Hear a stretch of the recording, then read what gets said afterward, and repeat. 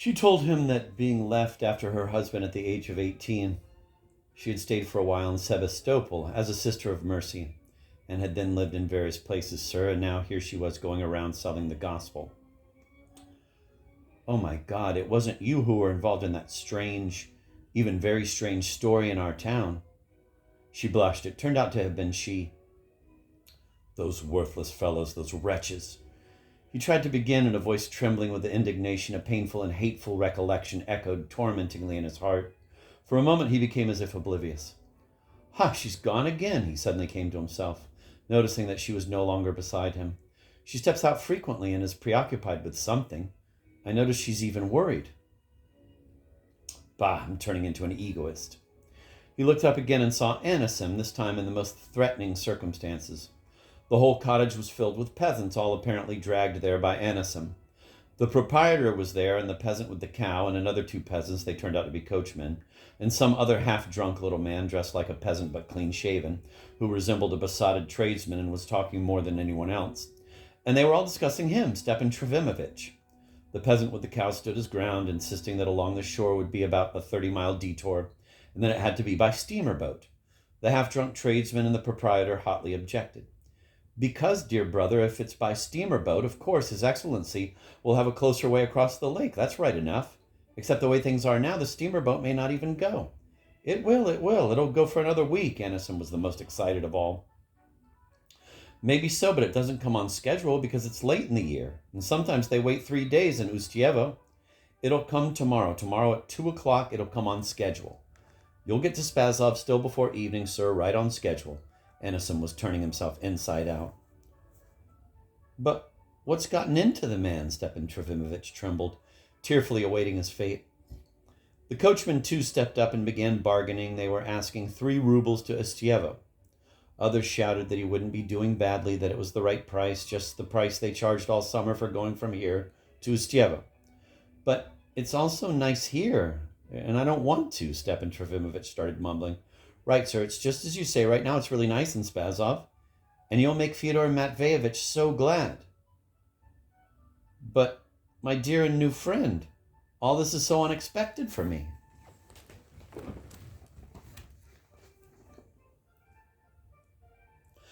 At last, Sofia Matveyevna came back, but she sat on the bench quite crushed and sad. I'm not to be in Spazov, she said to the mistress.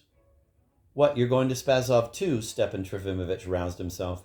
It turned out that a certain landowner, Nadezhda Yegorovna Svetlitsyn, had told her the day before to wait for her in Kotovo and promised to take her to Spazov, and here she had not come. What am I to do now? Sofia Matveyevna kept repeating. But there's no help for it, and I'm delighted.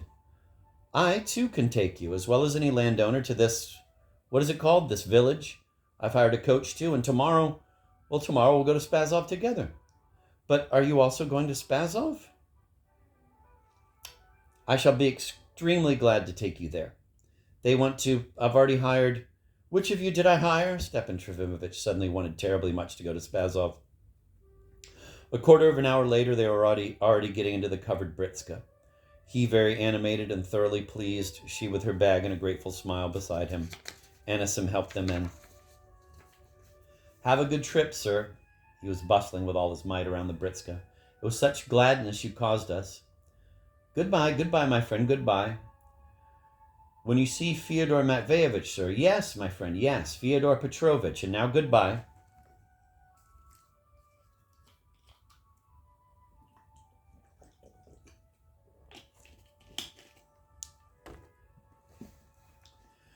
You see, my friend, you will allow me to call you my friend, won't you? Stepan Trofimovich began hastily as soon as the britska started. You see, I love the people, that is indispensable, but it seems to me that I have never seen them up close. Nastasia, it goes without saying that she is also of the people, but the true people. That is, the real ones, the ones on the high road, it seems to me, care only about where I'm actually going. But let's drop our grudges. It's as if I were straying a little, but that, it seems, is from haste. It seems you're unwell, sir. Sofia Matveyevna was studying him keenly but respectfully. No, I just need to wrap myself up, and generally the wind is somehow fresh, even very fresh, but we'll forget that. I mainly wish to say something else. Dear and uncomparable friend, it seems to me that I am almost happy, and the one to blame for it is you. Happiness is unprofitable for me because I immediately set about forgiving all my enemies. But that is very good, sir. Not always, dear innocent one. The gospel, you see, from now on we will preach it together, and I'll willingly sell your handsome books. Yes, I feel there's perhaps an idea there, something very new of the sort. The people are religious, granted, but they still don't know the gospel. I will expound it to them. In expounding it orally, it is possible to correct the mistakes of this remarkable book, which I, of course, am prepared to treat with great respect. I'll also be useful on the high road. I've always been useful. I've always said so to them and to that dear ingrate. Oh, let's forgive. Let's first of all forgive all and always. Let's hope that we, too, will be forgiven. Yes, because we are guilty, one and all, before each other. All are guilty. That, I think you said very well, if you please, sir. Yes, I feel that I'm speaking very well. I will speak very well to them, but what was the main thing I wish to say? I keep getting confused and don't remember. Will you allow me not to part from you? I feel that your eyes, and I'm even surprised at your manners. You're simple-hearted, and you say, sir, and you put the cup upside down on the saucer with that ugly little sugar lump, but there's something lovely in you. And I can see by your features, oh, don't blush, and don't be afraid of me as a man, dear and incomparable one. For me, a woman is all. I cannot live without a woman near, but simply near. I'm terribly, terribly confused. I simply cannot remember what I wish to say. Oh, blessed is he to whom God always sends a woman, and I even think I'm in some sort of ecstasy. And on the high road, too, there is a lofty thought. There, that is what I wish to say. About the thought. Now I've remembered it. And I kept missing it before. But why did they take us farther on? It was nice there, too. And here, it's turning too cold. By the way, I have 40 rubles in all, and here is this money. Take it. I don't know how. I'll lose it. They'll take it from me. And it seems to me I want to sleep. Something is spinning in my head. Just spinning. Oh, how kind you are. What's that you're covering me with? You must be in a real fever, sir. And I've covered you with my blanket. Only about the money, sir, Oh, for God's sake, let's not speak of it anymore, because it upsets me. Oh, how kind you are. He somehow quickly interrupted his speaking and fell asleep extremely soon, in a feverish, shivering sleep. The country road they drove on for those 10 miles was not a smooth one, and the carriage jolted cruelly. Stepan Trofimovich woke up frequently, raised himself quickly from the small pillow Sofia Matveyevna had slipped under his head, seized her hand, and asked, Are you there? As if he feared she might leave him. He also insisted that he had seen some gaping jaws with teeth in a dream and had found it very repulsive. Sofia Matveyevna was greatly worried for him. The coachman drove them straight up to a big cottage with 4 windows and wings of rooms in the yard. The awakened Stepan Trofimovich hurriedly walked in and went straight to the second room, the best and most spacious in the house. His sleepy face acquired a most bustling expression. He explained at once to the mistress, a tall and sturdy woman of about 40 with very black hair and all but a mustache, that he required the whole room for himself, and the door be shut and no one be let in, because we have to talk. Yes, I have much to say to you, dear friend. I'll pay you, he waved the mistress away.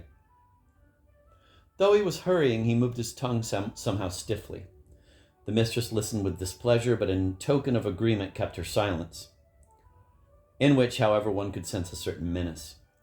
He noticed none of this, and hurriedly, he was in a terrible hurry, requested that she go and serve dinner at once as soon as possible, without the least delay. Here the woman with the mustache could bear it no longer.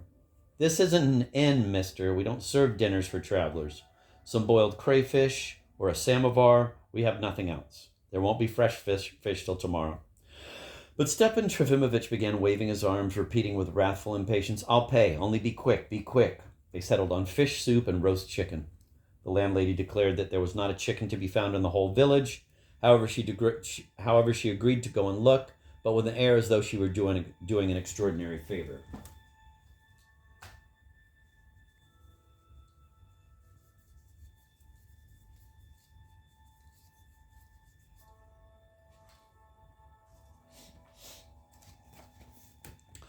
As soon as she left, Stepan Trofimovich instantly sat down on the sofa and sat Sofia Matveyevna down next to him. There were both armchairs and a sofa in the room, but of dreadful appearance. Generally, the whole room rather spacious, with a partition behind which stood a bed. With its yellow old torn wallpaper, with dreadful mythological lithographs on the walls, with a long row of icons and bronze triptychs in the front corner, with its strange assortment of furniture presented an unsightly mixture of the urban and the aboriginally peasant. But he did not even glance at it all, did not even look out the window at the vast lake which began about 70 feet from the cottage. "At last we're by ourselves and we won't let anyone in. I want to tell you everything from the beginning." Sofia Matveyevna stopped him, even with strong uneasiness. "Is it known to you, Stepan Trofimovich?" "What? You already know my name?" He smiled joyfully. "I heard it today from Anisim Ivanovitch when you were talking with him. But this, for my part, I will be so bold as to tell you." And in a quick whisper, glancing back at the closed door to be sure no one was eavesdropping, she told him that here, in this village, there is trouble, sir. That all the local peasants, though fishermen, in fact, make a business of charging summer visitors whatever price they like. The village is not on a main route, but is out of the way, and the only reason to come here is that the steamer stops here. But when the steamer does not come, as always happens the moment the weather turns bad, there will be a crowd of people waiting for several days, and then all the houses in the village will be occupied. And that is just what the owners wait for, because they triple the price for everything. And the proprietor here is proud and haughty because he is very rich for these parts. His net alone is worth 1,000 rubles. Stepan Trofimovich looked into Sofia Matveyevna's extremely animated face, all but with reproach, and several times made a gesture to stop her. But she held her own and finished. According to what she said, she had already come there in the summer with one very noble lady, sir, from town, and had also stayed overnight, waiting for the steamer to come, even 2 whole days, sir, and had suffered such grief that it was terrible to remember. Now you, Stepan Trofimovich, were pleased to ask for this room for yourself alone, sir. It's just to warn you, sir. There, in the other room, there are already guests, an elderly man, a young man, and also some lady with children, and by tomorrow, before 2 o'clock, there will be a houseful. Because if there hasn't been a steamer for 2 days, it will surely come tomorrow. So for a separate room, and for having just asked for dinner, sir, and for making it bad for the other guests, they'll demand so much from you that it's even unheard of in the capital, sir." But he was suffering, truly suffering. "Enough, my child. We have our money, and after that, the good Lord, enough, you're tormenting me," he said hysterically. "Our whole future is ahead of us, and you make me fear for the future.